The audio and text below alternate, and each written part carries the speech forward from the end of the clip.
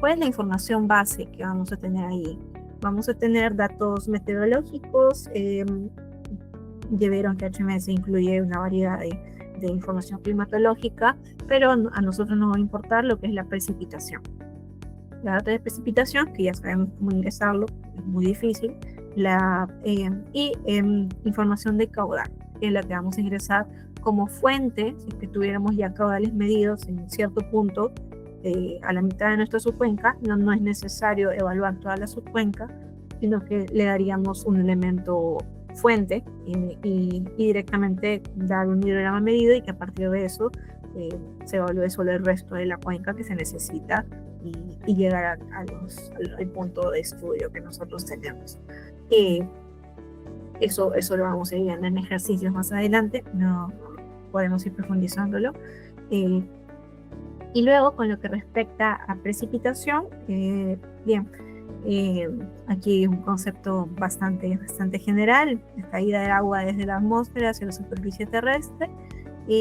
Aquí en realidad lo que nos va a importar, como desde el criterio de cuando tengan que interpretar un registro, no solo copien y peguen los registros que descargaron de Cenami o del Servicio de Meteorología del país, sino hay que también aprender a filtrar esta información. Entonces, al igual que nosotros encontramos información de terreno, cómo descargarla, cómo procesarla finalmente para que nos sirva para la delimitación y para obtener parámetros geomorfométricos de la cuenca, también vamos a aprender cómo descargar información para nuestro modelo meteorológico, cómo corregirla, cómo saber que está dentro del rango, cómo ver si es consistente, cómo completarla si es que tiene vacíos, y finalmente cómo llevar esa extensión de datos a precipitaciones máximas que finalmente nos den una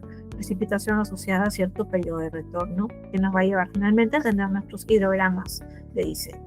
Entonces, van yendo por partes. Tenemos la precipitación. ¿Cómo es medida la precipitación? Un poco para entender de dónde salen los datos y cómo o qué nos podría dar qué cosa.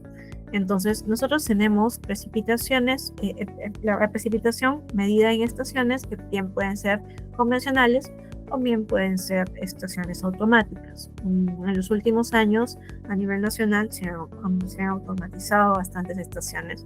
El operador principal de las estaciones hidrometeorológicas en el país es el Servicio Nacional de Meteorología e Hidrología. Y bueno, lo que sabemos de esto es que muchas de las estaciones en el país empezaron siendo instaladas para tener información para los grandes proyectos que han habido, los grandes proyectos hidráulicos sobre todo. Hay muchas estaciones que tienen información desde hace mucho tiempo. Algunas que empezaron como iniciativas por proyecto, como decimos, y pasaron a operación de Cenami. Algunas que fueron desactivadas en el camino porque su operación o había muchas estaciones cerca o la operación era difícil. Básicamente la información que se tiene desde hace muchos años atrás siempre va a estar relacionada a la medición convencional con pluviómetros. Pluviómetros que generalmente tienen medidas registradas una vez al día con un valor diario, o dos medidas durante el día, que se suele ser a las 7 de la mañana, 7 de la noche.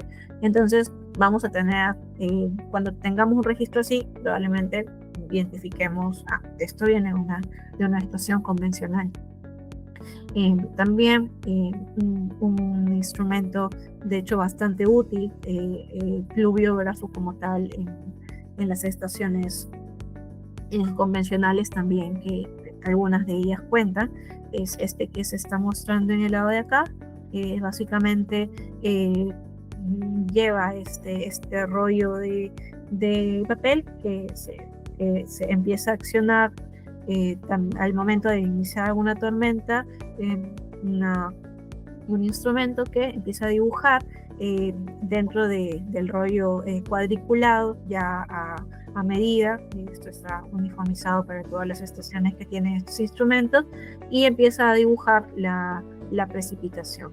Entonces, de hecho, esto para el análisis de la distribución de la tormenta es súper útil, porque sabemos en intervalos muy pequeños de tiempo cómo es que está desarrollándose la precipitación. No tenemos un valor por día, sino que de hecho estas caídas significan que todo esto va arriba, o sea, todo esto de acá debe ir hacia acá. Entonces tenemos la precipitación acumulada por unidad de tiempo. Esto es información bastante útil. Tenemos algo así. Esa es la traducción de este gráfico de aquí, ¿no? Entonces, información pluviográfica es básicamente lo que da origen a dietogramas como los que estábamos utilizando para los ejercicios. Actualmente las estaciones automáticas, los instrumentos con los que cuentan, se han actualizado bastante. Cada uno de los más comunes, los que van por balancín, que básicamente empieza a llover y eso activa este sistema de balancín y el instrumento va midiendo los ciclos en los que va llenándose e inclinándose al otro lado, ¿no? Y así en eventos de tormenta, o sea, de por sí ya da medidas horarias, pero en eventos de tormenta puede dar información a cada lapso de 5 minutos o menos incluso. Entonces es un poco cómo nosotros vamos a encontrar la información, porque nosotros desde la hidrología encontramos información y un poco tenemos que jugar parte de la de historiadores para intentar hacer cuadrar información con otra. Tenemos a veces información muy actualizada, pero de poca extensión, información bastante extensa, pero con un valor diario o un valor cada mes, y la idea es ver cómo la complementamos y lo hacemos lo más útil posible a nuestro análisis, ¿no? Entonces, eso con respecto a la precipitación. Otro punto importante a ver y que va a ser insumo de nuestros modelos es el caudal. Esto desde lo que vamos a utilizar para la calibración y para nuestros modelos donde tengamos que incorporar un elemento fuente. Aquí la medición siempre va a depender de aforos como los que se ven acá, básicamente en una sección el tipo que se toma para siempre medidas del río o del cauce, de la quebrada que estén evaluando. Se tiene ya el área de esa sección y se van a través del correntómetro midiendo velocidades, de modo que se pueda tener el caudal en ese punto. Esto se va actualizando, de hecho, porque la sección de río no siempre va a ser uniforme, y esta actualización alimenta a las mediciones las mediciones a través de niveles de río, a través de limímetros o a través de sensores de nivel, que básicamente van tomando la medición del nivel del río de forma horaria y pueden transformar esta información de nivel a caudal a través justamente de estas curvas de gasto que tienen que mantenerse actualizadas para poder realizar estas conversiones y que sea la información más representativa posible. Y así es más o menos como vamos a encontrar información hidrométrica. Y la idea es que nosotros a través de este curso veamos la manera de obtener esta información, tanto de fuente primaria como lo son las plataformas oficiales de servicios de meteorología, que a nivel nacional tenemos al CENAMI, a la ANA. También tenemos mucha información, este es el formato que nos da CENAMI cuando compramos información, porque en la web no siempre está toda la extensión de registro disponible. Entonces muchas veces vemos la necesidad de comprar o para tener información certificada a nivel nacional.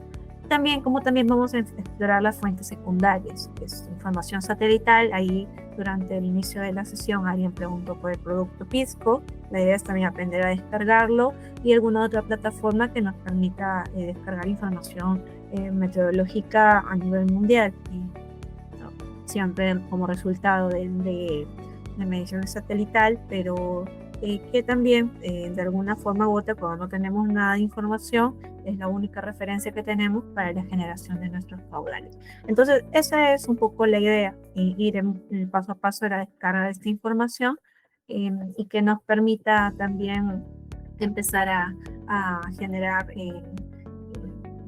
los primeros pasos para el tratamiento de la información, y lo que hay que tener en cuenta, las pruebas de datos atípicos y todo, y finalmente llevarnos a la serie de tormenta de diseño, que es la que nosotros vamos a ingresar al programa y para generar nuestros hilogramas de diseño.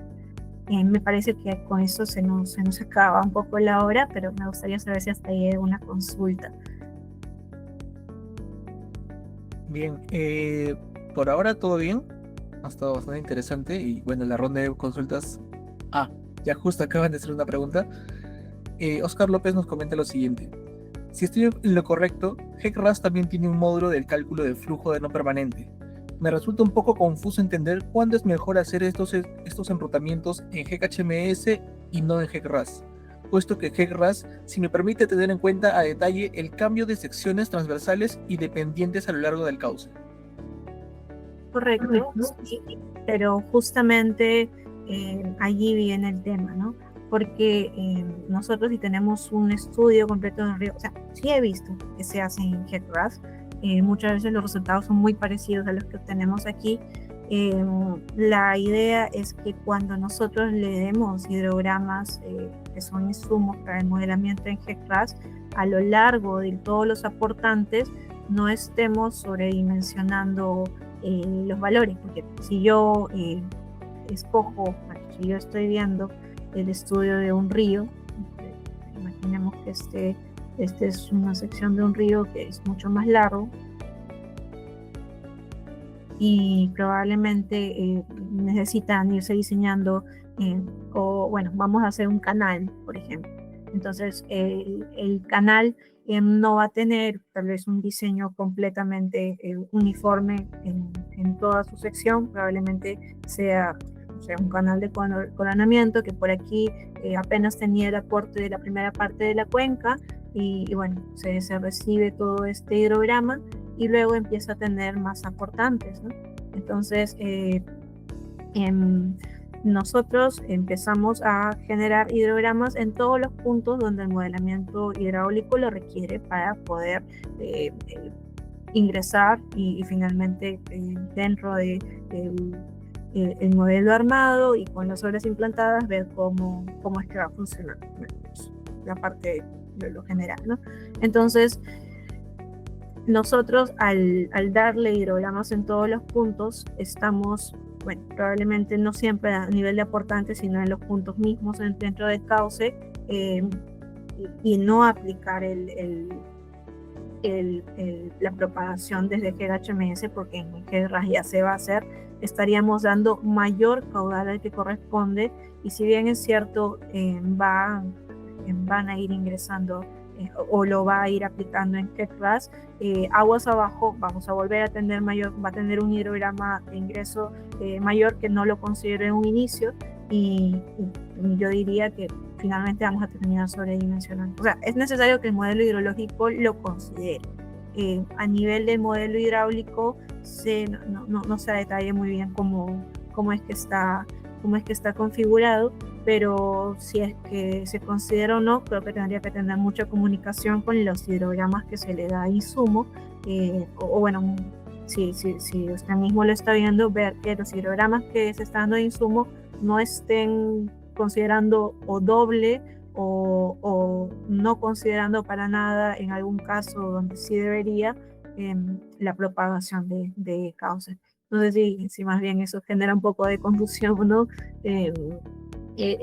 Si no, lo podemos seguir conversando la próxima clase. Lo miro un poco más. De hecho, de GECRAS, ese módulo yo no lo he explorado personalmente mucho. Para el modelamiento hidrológico siempre lo veo directamente aquí, con el modelamiento de tránsito, mejor dicho. Pero en las interacciones que he tenido con la parte de modelamiento hidráulico, ese es el cuidado que siempre tenemos.